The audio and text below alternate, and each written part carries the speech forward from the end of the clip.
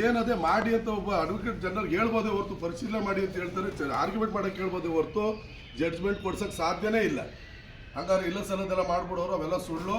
ಏನಾದ್ರು ಜನದಲ್ಲಿ ಹೂವು ಗಾಳಿ ಸುದ್ದಿ ಅಂಬರೀಷ್ ಅಣ್ಣ ಹಂಗೆ ಮಾಡಿಬಿಟ್ಟವ್ರೆ, ಕೆಲವು ಸ್ವಾಮಿಯವ್ರು ಹಿಂಗೆ ಮಾಡೋರೆ. ನಾನು ಇವತ್ತು ಹೇಳ್ತಾ ಇದ್ದೀನಿ, ಅಂಬರೀಷ್ ಅಣ್ಣ ಪಕ್ಕದಲ್ಲಿ ಎಲ್ರಿಗೂ ಗೊತ್ತು, ನಾನು ಇರೋದೇ ದಳದಲ್ಲಿ. ನಾನು ಮಾತು ಕೊಟ್ಟಂಗೆ ನಡ್ಕೊಂಬಂದಿದ್ದೀನಿ. 19 ಹರೀಶ್ ಅಣ್ಣ ಪರನೇ ನಿಂತ್ಕೊಂಡು ಯಾರು ಬರ ಹರೀಶ್ ಅಣ್ಣನು ಅಂಬರೀಷ್ ಅಣ್ಣ ವಿರುದ್ಧವಾಗಿ ಚುನಾವಣೆ ಮಾಡಿದೆ. ಯಾರು ಮಾಡಿದ್ದೆ ಅವತ್ತು? ಅದಕ್ಕೆ ಉತ್ತರ 25 ಫೆಬ್ರವರಿ ಕೊಟ್ಟವ್ರೆ. ಅದಾದಮೇಲೆ ಇವತ್ತೇನು, ನಾನು ಮಾತು ಕೊಟ್ಟಾಗೆ ನಡ್ಕೋಬೇಕಾದ ನನ್ನ ಧರ್ಮ.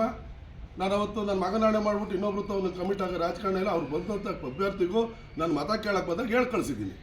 ನಾನು ಮಾತು ಕೊಟ್ಟಿದ್ದೆ, ನಾನು ಮಾಡೋಕ್ಕಾಗಲ್ಲ. ಅದು ಮತ ಕೇಳೋದು ತಪ್ಪಲ್ಲ, ಅದನ್ನು ಉಳಿಸ್ಕೊಂಡಿದ್ದೀವಿ.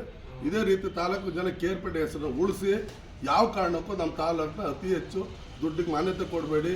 ದುಡ್ಡು ಇಸ್ಕೊಂಡ್ಮೇಲೆ ದುಡ್ಡಿಂದೇ ಹೋಯ್ತಾರೆ, ಇದ್ರ ಕಡೆ ಗಮನ ಇರಲಿ. ದುಡ್ಡು ಮಾಡೋದೆಲ್ಲ ಇಂಪಾರ್ಟೆಂಟು, ಸರ್ವಿಸ್ ಮಾಡೋದು ಅಂತ ಹೇಳ್ತಾ ನನಗೆ ಅಂಬರೀಷ್ ಅಣ್ಣ ಅಭಿನಂದನೆ ಸಲ್ಸಕ್ಕೆ ಬಂದವರೆ. ಅವರು ಮುಂದೆ ಉನ್ನತ ಸ್ಥಾನಕ್ಕೆ ಹೋಗಲಿ. ಈ ತಾಲೂಕಲ್ಲಿ ಒಂದು 5 ಜನ ಅಧ್ಯಕ್ಷರು ಮಾಡೇ ಮಾಡ್ತಾರೆ. ನನಗೆ ಗೊತ್ತಿರೋ ಪ್ರಕಾರ ಪೂರಾ ಬಾಡಿ ಇರೋದಿದ್ದ